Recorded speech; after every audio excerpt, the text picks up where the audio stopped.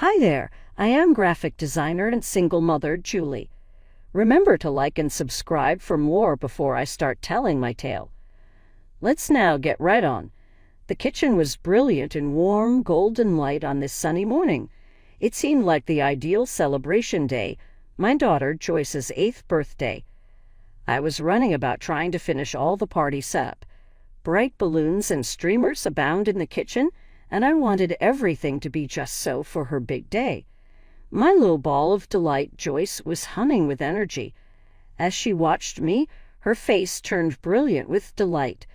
Her eager voice questioned, "Mommy, is the cake going to be here soon?"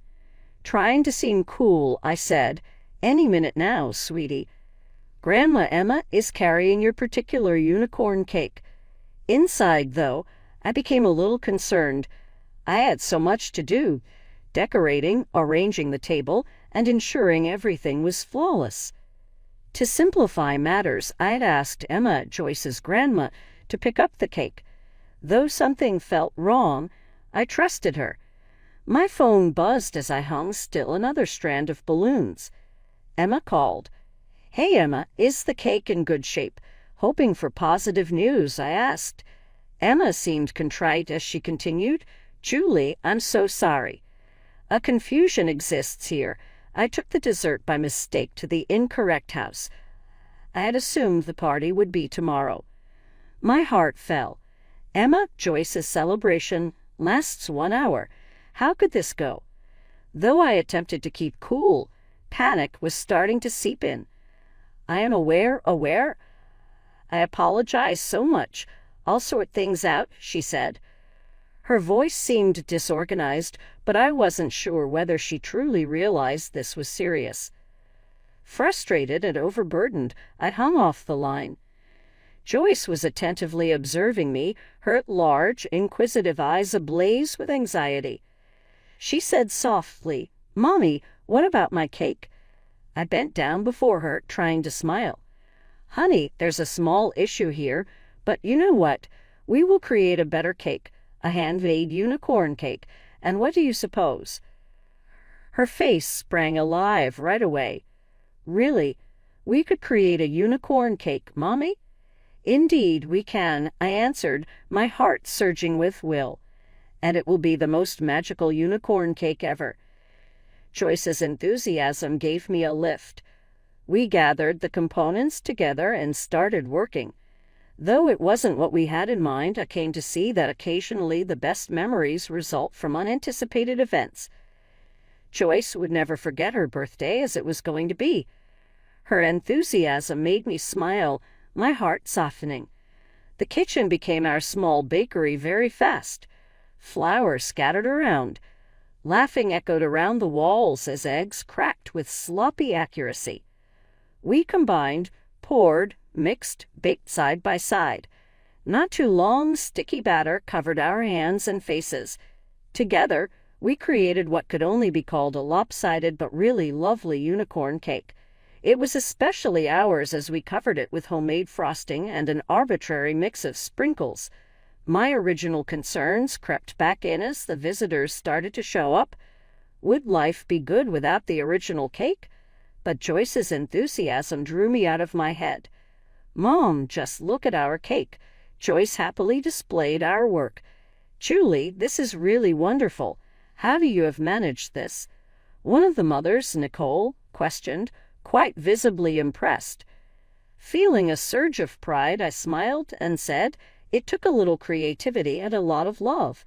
The compliments never stopped coming. "This cake looks really lovely." Another attendee added, "You should consider opening a baking company."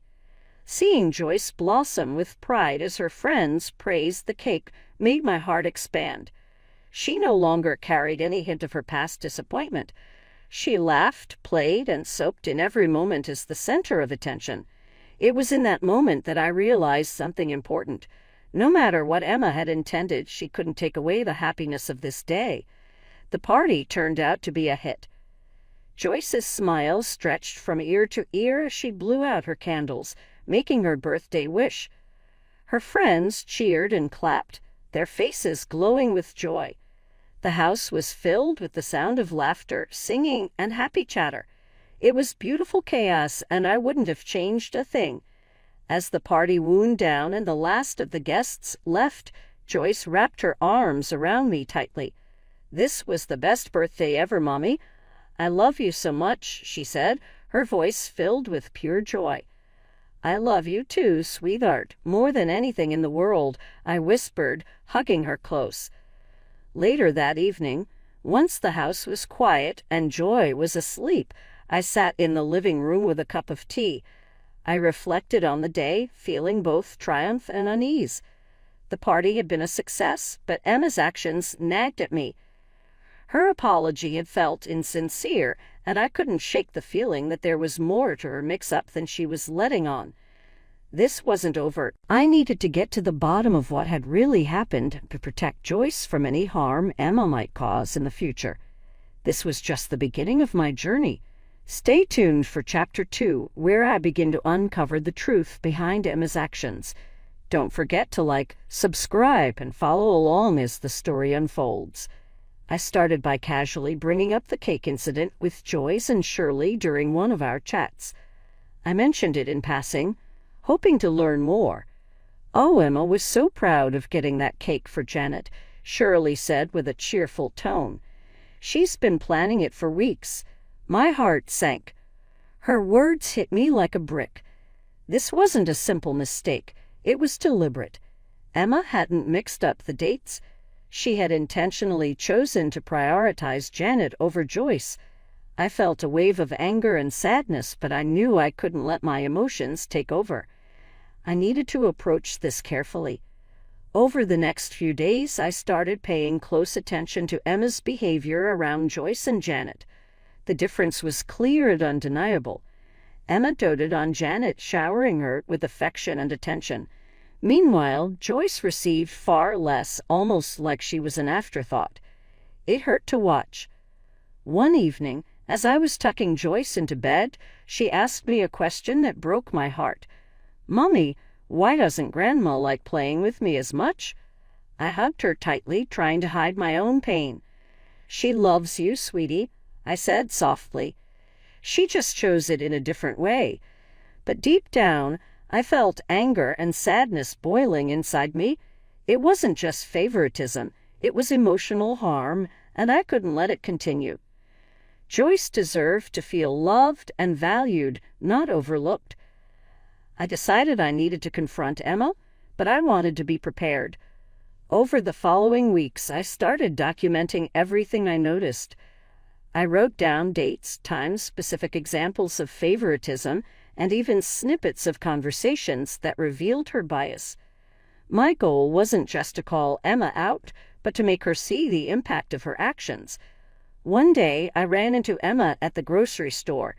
She greeted me warmly, but I could feel a tinge of awkwardness in her tone. "Hi, Emma," I said, keeping my voice steady. "We need to talk about something important. It's about the kids." She looked surprised. "Oh, what about them?" she asked, feigning innocence. "Not here," I said firmly. "Let's meet for coffee next week." Emma hesitated, then nodded. "All right, Julie, if you insist," she replied, her expression unreadable.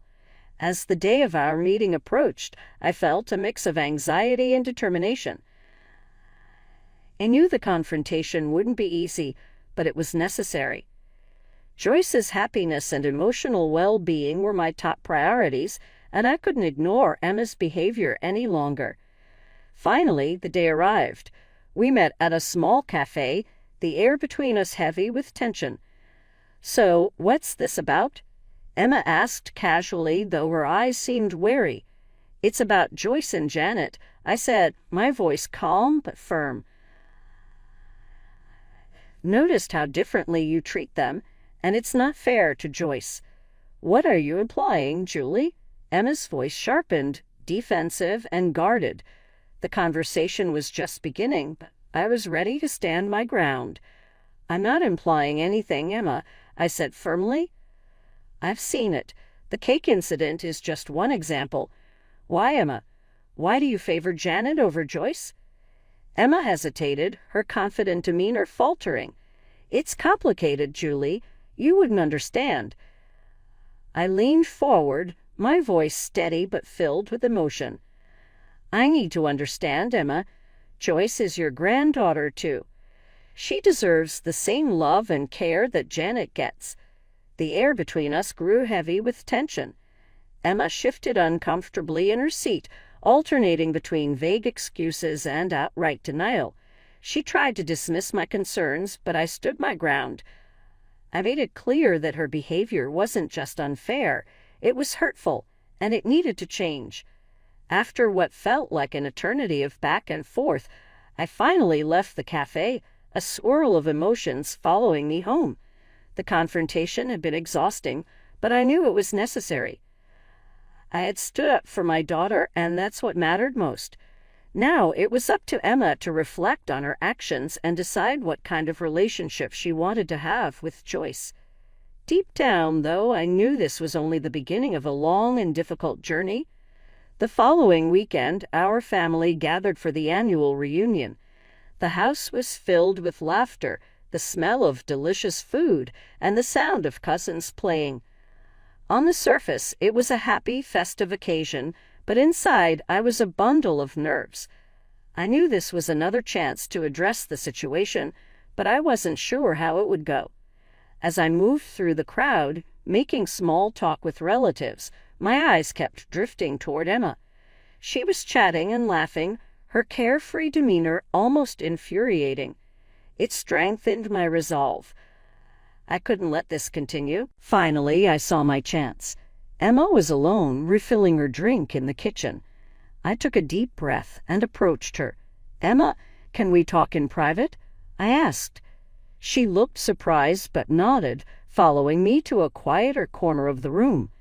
"I need to talk to you about Joyce and Janet," I began. "I've noticed, and not just noticed, I've seen how differently you treat them. It's not fair, Emma." Emma's face hardened. "You're imagining things, Julie. This is ridiculous." "I'm not imagining anything," I replied, my voice steady. "And it's not just me who's noticed. Other people have too. Your favoritism is hurting Joyce, and I won't allow it to continue." Emma crossed her arms defensively. "You're overreacting." "No, I'm not," I said, my frustration rising. "I've watched how you dote on Janet and barely acknowledge Joyce. It's clear as day, and it's not okay." The conversation grew heated. Emma swung between denial and weak justifications, but I didn't back down.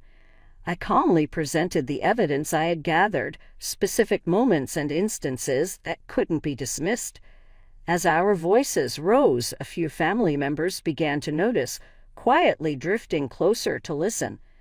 I turned to Emma one last time. "This has to stop, Emma. You're playing favorites, and it's damaging. Joyce deserves better." Finally, Emma's confident facade cracked. She sighed heavily, her shoulders slumping. "All right, maybe," she began, her voice trailing off. For the first time, I saw a flicker of regret in her eyes. "I've been more attentive to Janet because she needs extra support," Emma finally admitted, her voice faltering. "That's no excuse to neglect Joyce," I replied firmly.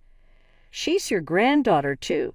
She deserves just as much love and attention as Janet does." The room had fallen silent. Family members who had initially been oblivious to the conversation were now intently listening. Emma glanced around, realizing the weight of the moment and how exposed she had become. I didn't mean to hurt anyone," she stammered, her voice shaky. "It's not just about what you meant, Emma," I said calmly but firmly. "It's about what your actions have done. Intentions don't erase the impact, and Joyce has been affected by this." Emma tried to apologize, offering weak excuses and vague justifications, but the damage was already done. The truth was out, and there was no going back. As the conversation ended, the room buzzed with whispers and surprised expressions. It was clear that the family saw Emma differently now. In the days that followed, the family dynamic shifted. Emma, once seen as a charming and influential matriarch, found herself more isolated. Her usual charisma couldn't cover up what had been revealed. Family members were polite but distant, treating her with a new wariness. On the other hand, I noticed a change in how they treated me. There was a newfound respect and acknowledgement of the courage it took to stand up for Joyce. Joyce, blissfully unaware of the deeper details, seemed happier and more at ease. She laughed more freely, played more confidently, and radiated joy in ways I hadn't seen in a long time. That was all that truly mattered to me. The confrontation had been hard, but it opened the family's eyes to Emma's behavior and its consequences. It was a turning point, a moment that I hoped would lead to a healthier and more honest family dynamic in the future. As life moved forward, significant changes came into my own life. My career as a graphic designer flourished with newfound creativity and confidence. My work began to attract more attention. Clients were thrilled with my designs, leading to referrals and exciting new opportunities. The recognition was rewarding, but the most important change was the happiness Joyce and I found in our daily lives. Our bond grew even stronger, and our home was filled with laughter and love. One evening, Joyce sat scrolling through my social media feed, her eyes wide with excitement. "Mom, you're the coolest. Look at all these people loving your designs," she exclaimed. I smiled, my heart swelling with pride. "We make a great team, don't we, sweetie? Together we can do anything." Meanwhile, Emma's situation continued to evolve in a starkly different direction. The family had grown cold toward her. Invitations to events were politely declined, and her attempts to organize gatherings went largely ignored. Her calls and messages often went unanswered, and her influence within the family had all but vanished. At a family barbecue, Emma stood off to the side, her usual confident presence replaced by quiet isolation. It was clear that the family had changed, and so had I. Joyce and I were building a life filled with love, positivity, and hope, leaving behind the shadows of favoritism and pain. I saw firsthand how Emma's position in the family had changed. She tried to join conversations and activities at gatherings, but her efforts were met with polite nods and quick excuses to leave. The days when people laughed at her jokes or sought her advice were gone. Now family members exchanged uneasy glances when she was around and found reasons to drift away. Did you see how Aunt Emma was practically ignored when she tried to join the card game? One of my cousins whispered to me during a family event. "Yeah, it's sad," I replied, feeling a mix of vindication and sadness. But after what happened with Joyce and everything else, people are finally seeing her true colors. The shift in how the family treated me was just as noticeable. I was no longer just Emma's daughter-in-law. I was now seen as a strong, independent woman who stood up for her child. People began to value my opinions and seek my company, a stark contrast to Emma's growing isolation. As the family dynamics continued to evolve, Joyce's next birthday approached. I was determined to make it a joyful, drama-free celebration. I planned a small, cozy party at home with just her closest friends. The house was filled with laughter, smiles, and the kind of happiness that had been missing in the chaos of the previous year. "This is the best birthday ever, Mom. You're the best," Joyce exclaimed, her eyes sparkling with pure joy. Watching her surrounded by her friends, I felt an overwhelming sense of pride and relief. We had faced difficult times and come out stronger. That evening, Joyce was soundly sleeping when the guests left, so I sat by myself in the silent living room. I considered the previous year and all we had gone through. Though it had been one of the toughest things I had ever done, standing up to Emma has opened Joyce and me a better life. We might at last breathe freely and really flourish without the weight of manipulation and partiality hovering over us. The path has been one of learning, empowerment, and regaining our strength. My phone buzzed as I sat here considering things. "Emma sent this. I realize I've lost so much. I apologize for everything. Perhaps we might talk sometime." When I read her remarks, I experienced a range of feelings: justice, grief, even a tiny sliver of hope. Seeing her confront the results of her actions was satisfying, but there was also loss for the fragile relationship. I felt rather calm as I turned out the lights and got into bed. Together, Joyce and I had conquered much. Our relationship had only become closer. Our trip was evidence of tenacity, the strength of speaking up for what is right, and the unwavering love between a mother and her daughter. Even though this chapter of our life was drawing to a conclusion, it left me with much future hope. How do you view Julie's handling of the Emma matter? Do you think she acted appropriately in confronting the favoritism and defending Joyce? Could she have handled it differently? Do you believe her behavior was reasonable given the situation? This narrative delves deeply into family dynamics and the difficult decisions we occasionally must make for the people we love. Although facing these problems cannot always be simple, standing up for what is right can lead to actual transformation. Reading your remarks here would be great. In a like circumstance, how would you have managed it? Let's begin a discussion. Should you have fun reading the narrative and the road we have traveled, kindly click the like button and register for the channel. Your contribution is deeply valued and enables us to keep sharing tales like this one. We appreciate you viewing and accompanying our trip today. Remember, you are never alone in negotiating life's difficulties. Stay tuned for more moving tales.